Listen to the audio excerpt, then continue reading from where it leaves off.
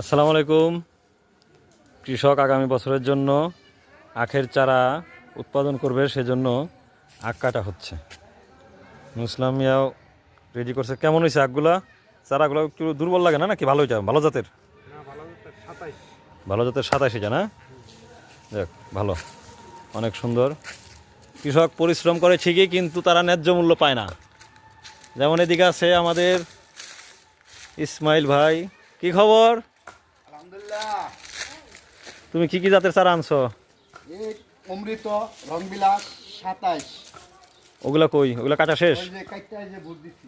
ও, ওগুলো কেটে রেডি করে রাখা হয়েছে। তারপর এগুলো কিভাবে, কি প্রসেস? 3 দিন পর জাগ দিয়া এরপরে মাটি সমান কইরা এরপরে চারা ফালাইতে হবে।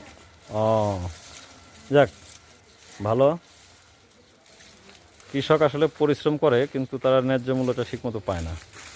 এক বছর পাইলে আর এক বছর হয় না, লসের আর শেষ নাই, ঘাটতি। যাক, দোয়া করি ভালো হোক নাকি। ইনশাআল্লাহ। আচ্ছা, ঠিক আছে।